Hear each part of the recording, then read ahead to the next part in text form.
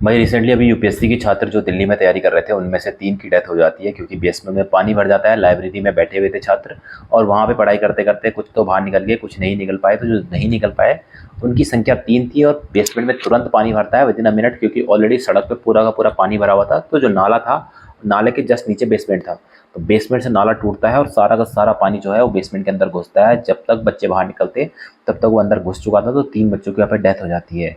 उसके बाद बच्चे जो यहाँ पे प्रोटेस्ट करने लग जाते हैं, क्योंकि जो है सुप्रीम कोर्ट की भी गाइडलाइंस थी कि बेसमेंट में क्लासेस नहीं चल सकती है। तो सारे के सारे कोचिंग इंस्टीट्यूट, जितनी भी लाइब्रेरी कोचिंग, सारे के सारे दिल्ली में बेसमेंट में अपनी कोचिंग रन कर रहे थे। अब बच्चों का गुस्सा सबसे ज़्यादा किसके ऊपर निकलता है? जो हमारे फेमस टीचर है, जो आपके ऑनलाइन पे काफ़ी सारी इनकी रील वायरल होती है और काफ़ी सारे ऑनलाइन में ये बच्चों को अट्रैक्ट करते हैं, मोटिवेट करते हैं कि प्रिपरेशन करनी है तो सिविल सेवा की करो, उसके अलावा किसी की प्रिपरेशन मत करो। तो इसमें सबसे पहले जो फेमस गुरु है उनका नाम है अवधूजा सर। दूसरे नंबर पे आते हैं दिव्यकीर्ति सर। तो इन दोनों के ऊपर सबका गुस्सा फूट गया, क्योंकि जैसे ही वहाँ पे बच्चों की डेथ होती है, बच्चे प्रोटेस्ट कर रहे हैं, अगले 3-4 दिन तक इन दोनों में से किसी ने भी कुछ नहीं बोला। इवन इनकी तरफ से एक स्टेटमेंट तक नहीं आती है। बच्चों ने बोला कि उनको यहाँ आना चाहिए, हमें देखना चाहिए, भाई हम उनसे मोटिवेट होकर यहाँ रखे हैं तो कम से कम वो देखने आ सकते हैं, कुछ तो बोलते। लेकिन उन्होंने 4 दिन तक कुछ नहीं बोला। 4 दिन के बाद इन्होंने अपनी चुप्पी तोड़ी। उसके बाद भी विक्टिम कार्ड खेलने लग गए हैं कि हम माफ़ी मांगते हैं, कोई माफ़ी मांग रहा है, कोई कुछ कर रहा है। उसके बाद भी रिस्पॉन्सिबिलिटी पूरे के पूरे दिल्ली गवर्नमेंट, सेंट्रल गवर्नमेंट, इनके ऊपर इन्होंने रिस्पॉन्सिबिलिटी डाल रखी है और गवर्नमेंट से डिमांड कर रहे हैं कि हमें लैंड दी जाए कहीं और जहाँ पे हम अपनी कोचिंगें खोल सके। तो इस तरह से दुनिया भर के इनके पास एक्सक्यूज़ हैं। गवर्नर जब मीटिंग करता है तो एलजी की मीटिंग करने के लिए सारे के सारे विदिन आधे घंटे के अंदर दौड़ के एलजी के साथ मीटिंग करने चले जाते हैं दिल्ली के। लेकिन स्टूडेंट से मिलने के लिए बोल रहे हैं कि हमारी सिक्योरिटी को खतरा है। भाई दिव्यकीर्ति सर जब भी जहीं कहीं जाते हैं तो उनके साथ बॉडीगार्ड होते हैं, 3-4 बॉडीगार्ड लेके चले जाते हैं। तो अब एक बताओ, जो जो आदमी बॉडीगार्ड लेके जा रहा है उससे स्टूडेंट से किस बात का खतरा? अगर दिव्यकीर्ति वहाँ जाते तो वहाँ सारी की सारी एसपी बीएसपी सारे के सारे जितने भी एसपी की जो वहाँ के उस पुलिस, वहाँ पे पुलिस वाले होते हैं, सारे के सारे वो भी आ जाते हैं सर के साथ। तो ये बहाने खोज रहे हैं कि हमारी सिक्योरिटी का है, ये है, वो है। और अवधूजा सर उनकी कोचिंग बोल रहे हैं कि 50 मीटर पे मेरी कोचिंग थी, बच्चे मेरे से मिलने क्यों नहीं आए?